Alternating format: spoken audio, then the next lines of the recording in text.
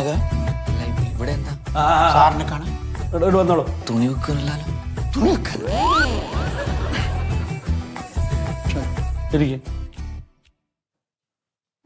എന്തേ? ഞാൻ ഈ വീട്ടിന്റെ നീതി അടക്കാൻ വന്ന. അയ്യോ എന്റെ ചേട്ടാ, അത് ഈ വീട്ടുനീതി അടയ്ക്കാൻ അവിടെ ഫ്രണ്ടിൽ ഒരു ഓഫീസുണ്ട്, അവിടെയാണ് പോകേണ്ടത്. നിങ്ങൾ പഴയ അടച്ച റെസിപ്റ്റും അതേമാതിരി ആ വീട്ടു നമ്പർ അടക്കം അവിടെ പോയി അടച്ചാൽ മതി. ഞാൻ ഇവിടെ മുനിസിപ്പൽ സെക്രട്ടറിയാണ്. അതെ സാറേ, അത് ഞാൻ 14 വർഷമായി നീതി അടക്കാത്തത്. എത്ര കൊല്ലം? 14 കൊല്ലമായി നീതി അടക്കാത്തത്. 14 വർഷമായിട്ട് വീട്ടുനീതി അടച്ചിട്ടില്ല? ഇല്ല. അപ്പൊ അവിടെ കറണ്ട് ഉണ്ടോ? കറണ്ട് ഉണ്ട്. വാട്ടർ കണക്ഷൻ ഉണ്ട്. അതിന്റെ ഒക്കെ ബില്ല് അടയ്ക്കാറുണ്ടോ? അതിലുള്ള ബില്ല് അവര് 2 മാസം കൂടുമ്പോൾ കറണ്ടിന്റെ ബില്ല് വരും, മാസം തോറും വെള്ളത്തിന്റെ ബില്ലും വരും. അന്നേരം അത് അടക്കുന്നുണ്ട്. അവര് അല്ലെങ്കിൽ ഊരിയിട്ട് പോവില്ലേ? ഓ അത് ശരി. ഈ മറ്റേ ഇപ്പൊ അടയ്ക്കാൻ തോന്നാൻ എന്താ കാരണം? ഇപ്പൊ ഞാൻ ആ വീട് വാടക കൊടുക്കുകയും ഞാൻ എൻ്റെ മോളുടെ അടുത്തേക്ക് താമസം മാറ്റുന്നു. അപ്പൊ വാടക കൊടുത്താല് അതിന് വാടക ചീട്ട് എഴുതണല്ലോ. അതിന് വീട്ടു നമ്പറും അതുകൊണ്ട് അടയ്ക്കാണ്. അതുകൊണ്ട് അങ്ങോട്ട്, അല്ലാതെ വേറെ ഒന്നല്ല. അല്ലെങ്കിൽ ഇത് അടക്കില്ല, ഇങ്ങനെ പോണോടത്തോളം പൊക്കോട്ടെ. ഇങ്ങനെ പോകുമ്പോ ഈ 14 കൊല്ലായിട്ട് ഒരു അറിയിപ്പും തന്നില്ല. എന്റെ ചേട്ടാ, ഒരു മുനിസിപ്പാലിറ്റിയിൽ വീട് വെച്ചിരിക്കുമ്പോ ആ വീടിന്റെ കരം വർഷാവർഷം അടക്കണമെന്ന് നിങ്ങളെപ്പോൽക്കാർക്ക് അറിയില്ലേ? അത് ഞങ്ങളെപ്പോലുള്ളവർ വന്ന് മേടിച്ചാൽ മാത്രമേ തരൂ.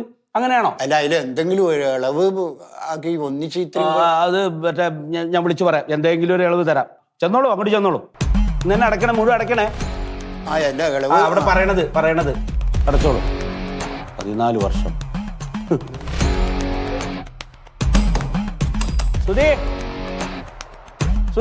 സാറേ, സാറേ, ഇപ്പൊ പോയ ആളുടെ വീട്ടുനീതി അടച്ചിട്ട് 14 വർഷമായിന്ന്. ആണോ? ഇതെങ്ങനെയോ ഇങ്ങനെ സംഭവിച്ച്?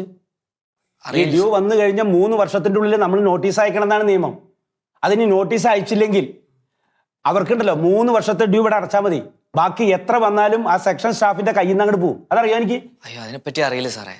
അത് തനിക്കറിയാത്ത പോലെ തന്നെ പൊതുജനങ്ങൾക്ക് അറിയാഞ്ഞത് നന്നായി. എത്രയും പെട്ടെന്ന് എന്നിട്ട് കാശ് മുഴുവൻ പിരിച്ചെടുക്കാൻ നോക്കും. ശരി സാർ.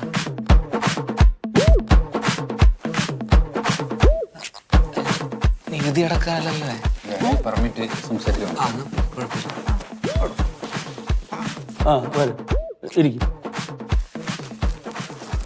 സാറേ, അതെ, ഞങ്ങളൊരു 1000 സ്ക്വയർ ഫീറ്റിന്റെ ഒരു കട വാങ്ങി. കടച്ച മുറി പണി കഴിഞ്ഞ മുറി. അതെ അതെ അതെ. അപ്പൊ ഓണർഷിപ്പ് ഒക്കെ നമ്മുടെ പേരിലേക്ക് ആക്കിയിട്ടുണ്ട്. ഓ നന്നായി.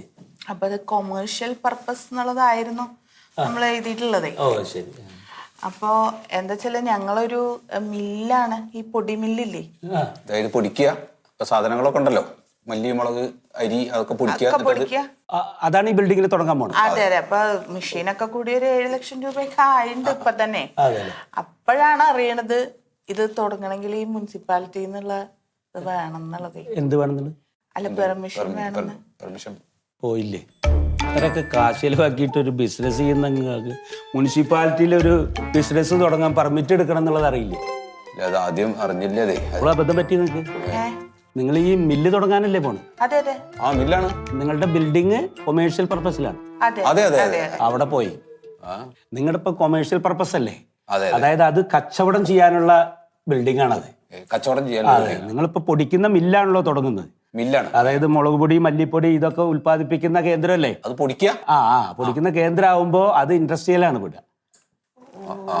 അപ്പൊ അത് ഇൻഡസ്ട്രിയൽ ആക്കണം. അല്ല സാർ, അത് ആക്കണം. അപ്പൊ സാറിനത് ആക്കി തരാൻ പറ്റും? ഇപ്പോഴത്തെ അറിയാലോ നിയമമൊക്കെ. നേരിട്ടൊന്നും ഇങ്ങോട്ട് വരണമെന്നില്ല. അക്ഷയയിൽ അപേക്ഷിക്കുക. അക്ഷയയിൽ എന്തിനാണ് വേണ്ടതെന്ന് അപേക്ഷിച്ച് കഴിഞ്ഞു കഴിഞ്ഞാൽ 3-ാം ദിവസം ഇവിടെ കിട്ടും. അപ്പൊ നമ്മൾ അതിന് വേണ്ട നടപടികൾ എടുക്കും. 3 ദിവസത്തെ കാര്യല്ലേ പോവല്ലേ? അപ്പൊ സാറേ, ഒരു കാര്യം, ഞങ്ങളിപ്പോ പോയിട്ട് അക്ഷയയിൽ അത് അപ്ലിക്കേഷൻ ഒക്കെ കൊടുക്കും. അപ്പൊ പെട്ടെന്ന് ഇങ്ങോട്ട് വരുമ്പോ അതൊന്ന് സ്പീഡാക്കി തരണം. ഞങ്ങൾ ആകെ ബുദ്ധിമുട്ടിയിട്ടുണ്ട് കേട്ടോ. എന്നാ പിന്നെ ഞങ്ങൾ ഇറങ്ങിയാലോ? ശരി.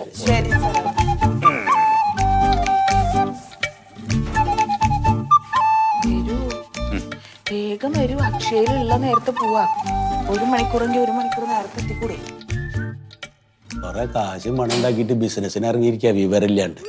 മുനിസിപ്പാലിറ്റിയിൽ പെർമിറ്റ് എടുക്കണമെന്ന് പറഞ്ഞുള്ളത്.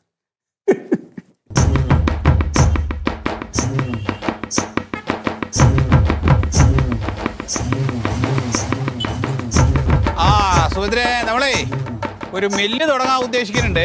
അപ്പോൾ ആ ദിവസം ഞാൻ ഡേറ്റ് ഒക്കെ ആയിട്ട് ഇങ്ങോട്ട് വരാം. അപ്പോട്ടാ അപ്പോൾ എന്തായാലും വരണം. ആ മില്ല് ഒക്കെ ഏട്ടാ. ആ അങ്ങനെ തന്നെ.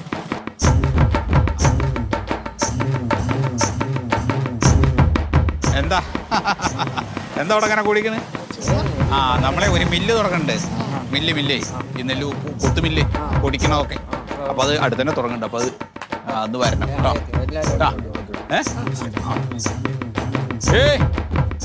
നമ്മൾ ആ മില്ല് തുടങ്ങണ കാര്യം അറിഞ്ഞോ? ആ അപ്പോൾ അന്ന് ഞാൻ പറയാം, ഡേറ്റ് ഒക്കെ പറയാം. അപ്പോൾ അത് വരണമല്ലോ കേട്ടാ. ആ കുട്ടിയേടാ വാ. പിന്നെ ഞാൻ ഒരു കാര്യം പറയാം. അതായത് ഒരു മിനിറ്റ്. പിന്നെ നമ്മൾ ഈ അടുത്ത ദിവസമേ ഒരു മില്ല് തുടങ്ങുന്നുണ്ട്. വണ്ടി പോട്ടെ. പിന്നെ ഒരു മില്ല് തുടങ്ങുന്നുണ്ട്. അപ്പോൾ ഈ കുത്തുക പൊടിക്കുക അങ്ങനെയൊക്കെ ഉണ്ടല്ലോ. അപ്പോൾ അതിൻ്റെ എല്ലാത്തിൻ്റെയും കൂടി ഒരു മില്ല്. അത് ഡേറ്റ് ആയിട്ടില്ല. അപ്പോൾ ഞാൻ പറയാം കേട്ടാ. അപ്പോൾ വീട്ടുകാരോടൊക്കെ പറയണം. അവിടെ തന്നെ വന്ന് പഠിപ്പിക്കാനൊക്കെ പറയണം കേട്ടാ. അപ്പോൾ ശരിയാ. ഓക്കെ. അയ്യോ അങ്ങനെയൊന്നും വേണ്ട. വണ്ടിയൊന്നും വിടണ്ടെന്നേ. എന്തിനാത്? നമ്മുടെ നഗരസഭയുടെ വണ്ടി ഉണ്ടല്ലോ. ഒരു 3 മണിക്ക് ഞാൻ ഇവിടുന്ന് അങ്ങോട്ട് വരാം. നിങ്ങളവിടെ ഉണ്ടായാൽ മതി സൈറ്റിൽ. ശരി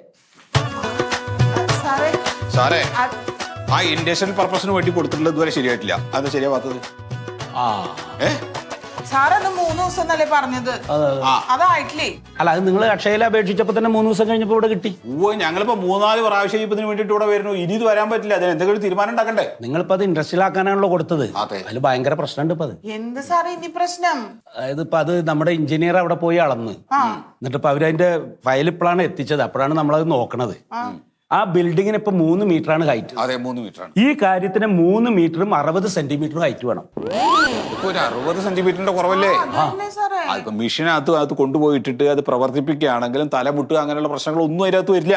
പക്ഷെ അതല്ല, നിയമപരമായി പ്രശ്നങ്ങളുണ്ട്. എന്റെ സാറേ അളന്നപ്പോ ഈ കാര്യമൊന്നും പറഞ്ഞില്ലല്ലോ. സാറാകെ പറഞ്ഞത് സർക്കാരിലേക്ക് പൈസ ഇല്ല, ഞാൻ വാല്യുവേഷന് വേണ്ടിട്ട് സ്ക്വയർ ഫീറ്റ് അല്ലേ നോക്കിയുള്ളൂ. വീതി നീളോ ഞാൻ നോക്കിയിട്ടുള്ളൂ, ഹൈറ്റ് ഞാൻ നോക്കിയിട്ടില്ല. അപ്പൊ ഹൈറ്റും കൂടി അപ്പൊ നോക്കണ്ടേ നിങ്ങള്? പറയണ്ടേ? അതെ, ഈ സാർ ഇവിടുത്തെ സ്റ്റാഫ് അല്ലത്. ഇവിടുത്തെ എഞ്ചിനീയർ ആണല്ലോ നമ്മൾ ഈ സർട്ടിഫിക്കറ്റിന് വേണ്ടി അളക്കുക. അത് അളന്നു നോക്കിയപ്പോഴാണ് ഈ 60 സെന്റിമീറ്ററിന്റെ വ്യത്യാസം. ഇത് പരിഹരിക്കാൻ ഞങ്ങൾ എന്താ ചെയ്യേണ്ടത്? ഇത് പരിഹരിക്കാൻ ഒന്നല്ലെങ്കിൽ 3 മീറ്ററും 60 സെന്റിമീറ്ററും ഹൈറ്റ് ഉള്ള ഒരു ബിൽഡിംഗ് നമ്മൾ തെരഞ്ഞെടുക്കുക. അതല്ലെങ്കിൽ നിങ്ങളുടെ ഈ 1000 സ്ക്വയർ ഫീറ്റുള്ള ഈ ബിൽഡിംഗ് മോള് ഇടിച്ചു പൊളിച്ചിട്ട് 60 സെന്റിമീറ്റർ കൂടി ഹൈറ്റ് ആക്കുക. ഇപ്പൊ ഉള്ള ബിൽഡിംഗ് ഇടിച്ചു പൊളിക്കുക. എന്നാ നമുക്ക് പെർമിറ്റ് തരാം. ഞങ്ങൾ എത്ര കഷ്ടപ്പെട്ടാണ് ആ കട മേടിച്ചത്. ഇനിയിപ്പോ അത് ഇടിച്ചു പൊളിച്ച് കളയേ? അല്ല, നമുക്ക് അത് ഈ പെർമിറ്റ് കിട്ടണ്ടേ? അല്ല, ആർക്കും ഒന്ന് പൊളിച്ചു കഴിഞ്ഞിട്ട് ഒരു 3-4 എന്റെ സാറ് ഒരു കാര്യവും പറയണ്ട. സാറിന് ഈ കാര്യം ഒന്ന് അവിടെ വന്ന് പറഞ്ഞു എന്ന് വെച്ചിട്ട് നിങ്ങളുടെ ജോലിക്ക് താഴ്മയൊന്നും സംഭവിക്കാൻ പോണില്ലല്ലോ. സാറിന് അറിയുന്ന കാര്യം ഞങ്ങൾക്ക് പറഞ്ഞു തരായിരുന്നല്ലോ. ഇതൊന്നും ഞങ്ങൾക്ക് അറിയാൻ പാടില്ലല്ലോ സാറേ. അതെ, ഇതൊക്കെ നിങ്ങളൊരു ബിസിനസ് ചെയ്യുന്നതിൽ ഞങ്ങൾക്ക് ഒരു പരാതിയില്ല. പക്ഷെ ഞങ്ങൾക്ക് ഞങ്ങളുടെ നിയമം നോക്കണ്ടേ? എന്റെ സാറ് ഒരു ബിസിനസ് ചെയ്യാൻ വേണ്ടി എത്ര നാളായി തരാം ഞങ്ങൾ ഇങ്ങനെ കയറി ഇറങ്ങി നടക്കണു.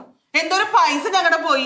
ഇതൊക്കെ ആരോട് ഞങ്ങൾ പോയി പറയണം? അല്ല, ഞങ്ങൾക്ക് നിയമം നോക്കണ്ടേ? ഞങ്ങൾക്ക് പെർമിറ്റും വേണ്ട, ഒരു തേക്കട മൂടും വേണ്ട. എന്താ നമുക്ക് ആ മെഷീനൊക്കെ ഏതെങ്കിലും വല്ല പൊട്ടക്കറ്റിലും കൊണ്ടുപോയിട്ട് അതാ നല്ലത്. നീ കോമാളിത്തരത്തിന് അല്ലടാ നീ ചെയ്യാൻ പറ്റും. ഒരു 60. എന്താ 60? നിങ്ങളതാ നടക്കുന്ന സമയത്ത് അന്ന് അവിടെ ഒന്ന് പറയണ്ടേ ഞങ്ങളോട്?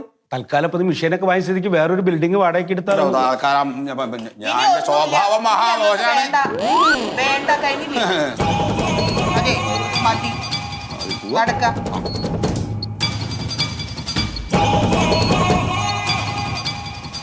എന്താ നിക്കണ്ട, അറിയില്ല അതിനെ കുറിച്ചേ. നമ്മുടെ പണികളെ നടക്കുകയാണ്. അപ്പൊ ആന്റി കണ്ട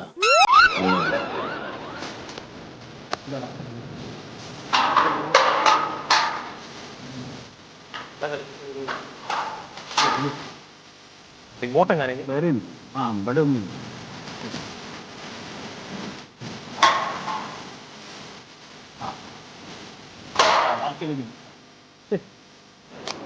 ഇതൊക്കെ എനിക്ക് പൊടിപ്പിക്കുന്ന മെഷീനെ കുറിച്ചൊന്നും വലിയ ധാരണയില്ല കേട്ടോ. ഒന്നും പണ്ടണ്ട, സംഭവം ഞാൻ സംസാരിച്ചൊഴുകി നിന്നാ മതി. ഈ ബിസിനസിന്റെ ABCD അറിഞ്ഞൂടാ. അറിയണ്ടല്ലോ, ഞാൻ പറഞ്ഞു തരുമല്ലോ. എനിക്ക് കല്യാണം നടക്കുന്ന വെച്ചിട്ട് ഇതൊക്കെ ചെയ്യാം. ഒക്കെ ശരിയായി തരാ.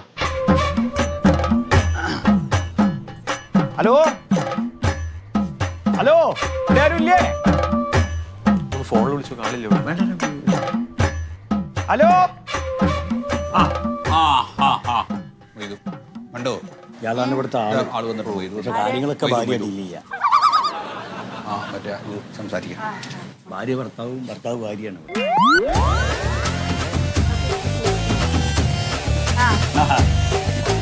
ഞാനേ നിങ്ങളാ പൊടിപ്പിക്കണ മിഷനറി ഒക്കെ കൊടുക്കേണ്ട കാര്യം പറഞ്ഞില്ലല്ലോ, അതിനൊരാളെ കൊണ്ട് വന്നാണ്. നമ്മളെ ചങ്ങായിന്റെ മോനാ സ്വരൂപ്. ഓനിന്റെ ഒരു ബിസിനസ് തുടങ്ങാനുള്ള ഒരു പൂതി ഉണ്ടേ, അങ്ങനെ കൊണ്ടുവന്നാണ്. മറ്റേ വിലയുടെ അങ്ങോട്ട് ഞാൻ ഇപ്പൊ വിളിക്കാം. അവിടെ നമ്മാവിന്റെ വീട്ടിലൊന്നും. അതെ, സംഭവമൊക്കെ ഞാൻ മൂപ്പരടുത്ത് പറഞ്ഞിരിക്കണം. അപ്പോ നമ്മൾ പറഞ്ഞ വില എന്തായാലും ഇനി കിട്ടൂല. അത് വേണം. വേണമെന്ന് പറഞ്ഞപ്പോ സെക്കൻഡ് ആയില്ലേ. നമ്മള് ശരിക്കും നമ്മളെ റൊക്കം പൈസ കൊടുത്തിട്ട് വാങ്ങിച്ച സാധനങ്ങളാണ്. 7 ലക്ഷം റുപ്യക്കല്ലേ നിങ്ങൾ മേടിച്ചേ? അതെ. ആ പൈസ എപ്പോഴും കിട്ടണം എന്ന് പറഞ്ഞാൽ നടക്കുന്ന കാര്യമാണോ? ഉപയോഗിക്കണ്ട, നിങ്ങളത് ഉപയോഗിക്കാണ്ട് വെച്ചില്ലേ, കുറെ കാലം മൂടിയിട്ടില്ല, അപ്പൊ സെക്കൻഡ് ആയി താനോ? ഉപയോഗിക്കാതെ എങ്ങനെ സെക്കൻഡ് ഹാൻഡ് ആവാ? ഞാൻ നിർബന്ധിച്ച് കൊണ്ടുവന്ന കേട്ടോ. എത്ര തരും മൂപ്പരിപ്പോ? സംഭവം ഒരു 4 റുപ്യ ഞാൻ മേടിച്ചേ. അത് കിട്ടുള്ളൂ മേഡം. ഞാൻ പറഞ്ഞു ഈ കച്ചവടത്തിന് ഇപ്പൊ ആരും നിക്കണില്ലേ ബിസിനസിന്. ഒരു കാര്യം ചെയ്യും, ഒരു 6 കിട്ടൂല മലയാളി. ഞാൻ ഇതെന്നെ ഞാൻ പിടിച്ചു വലിച്ചു കൊണ്ടുവന്ന അങ്ങനത്തെ ചെറുപ്പക്കാരറിയപ്പോ ഈ പണിക്ക് കിട്ടും. വേറൊരു കാര്യം ചോദിക്കട്ടെ, ഇതിപ്പോ നമ്മള് കമ്പനിക്ക് തിരിച്ചു കൊടുത്താല് അവരാ പൈസ കൊണ്ട് തരുമോ? എവിടെ കിട്ടണമെങ്കിൽ കിട്ടൂല. കമ്പനിക്കെന്നല്ല, ഇങ്ങനെ ആൾക്കാർ കൊടുക്കൂല. എന്നാ പിന്നെ ഒരു കാര്യം ചെയ്യും, ഒരു 5 ലക്ഷം രൂപ. നിങ്ങള് ഞാനിപ്പോ മൂപ്പരെ പറഞ്ഞു 5 എന്ന് പറഞ്ഞാൽ മൂപ്പര് പോകും, അതുണ്ടാവുക. 4 ആണെങ്കിൽ റൊക്കം പൈസ ആകുമ്പോൾ അത് മതി. അതിനിട്ട് ഉറപ്പിക്കും. ഞാൻ മൂപ്പരോട് സംസാരിക്കട്ടെ. മതി, അത് കിട്ടൂ. കിട്ടാത്തതിന് പിന്നെ നമ്മൾ പറഞ്ഞിട്ട് കാര്യമില്ല. കാര്യങ്ങൾ ഞാൻ അവരോട് പറഞ്ഞു. സംഭവം ഒരു 7 ലക്ഷമൊക്കെയാ പറയുന്നത്. അത് ഞാൻ പറഞ്ഞ് 6 റുപ്യക്കാക്കി. ആണ് ഞാൻ പറഞ്ഞത്. ഞാൻ പറഞ്ഞ് ഫ്രഷ് സാധനം തൊട്ടില്ല. ഒരു ഇടിക്കണതും പൊടിക്കണതും വറക്കണതും ഒക്കെ ഉണ്ട്. അപ്പൊ നമുക്കിപ്പോ എന്താ വേണ്ടത് വെച്ചാല് 6 ലക്ഷം റുപ്യക്ക് ഉറപ്പിക്കാം. ഈ ഇപ്പൊ എത്ര 6 കൊടുക്കണ്ട. ഇപ്പൊ എത്ര ഉണ്ട് കയ്യിൽ? അഡ്വാൻസ് കൊടുക്കാം. അഡ്വാൻസ് 2 കൊടുക്കാം.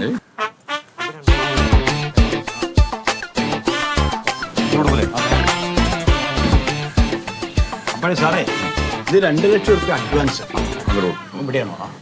അപ്പൊ ബാക്കി നാളെ വൈകുന്നേരം ഞാൻ ഇവിടെ എത്തിക്കും കേട്ടോ. അപ്പൊ സന്തോഷം.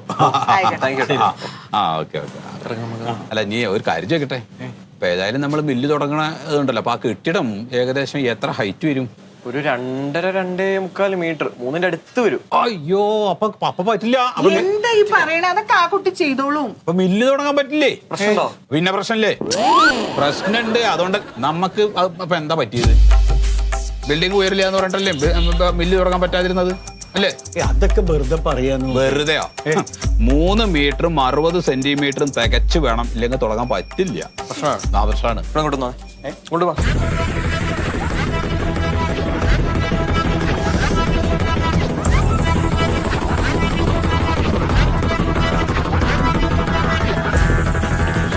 ചെറിയൊരു പ്രശ്നമുണ്ട്, എനിക്ക് താല്പര്യമില്ല. എന്ത് താല്പര്യം? ഇല്ല, എനിക്ക് കച്ചവടം വേണ്ട. മൂപ്പരത്തൊക്കെ വെറുതെ പറയണ ഒന്നും അറിയില്ല. എന്തൊക്കെ അറിയാം സംഭവം. താല്പര്യമില്ല. ഒരു ഉയരമുള്ള ബിൽഡിംഗ് നോക്കിയാൽ മതി. ഇല്ല, പറ്റില്ല. എനിക്ക് പൈസ ഇങ്ങനെ താല്പര്യമില്ല. താല്പര്യമില്ല. ഇത് വേണ്ടാ.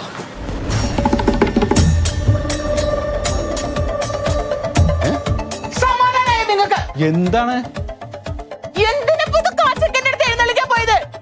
ഓഫീസിൽ പോകുമ്പോ അവര് പറഞ്ഞോളൂല്ലേ? ഇല്ല അറിയാന്ന വിചാരം. അത് എങ്ങനെയെങ്കിലും ഒന്ന് കൊടുത്ത് ഒഴിവാക്കാൻ ഓർക്കാം. പോയി കിട്ടിയില്ലേ? നിങ്ങളോട് ആരെങ്കിലും പറഞ്ഞോ ഇതൊക്കെ പറഞ്ഞു കൊടുക്കാനായിട്ട്? ഏൽപ്പിച്ചോ നിങ്ങളോട്? മര്യാദക്ക് അത് കച്ചവടാക്കിയതാ. എന്ത് കേട്ടും അത് വിഴുങ്ങിട്ട് ഇവിടെ കുത്തിയിരിക്കും. സമാധാനം കിട്ടുന്നുണ്ട്.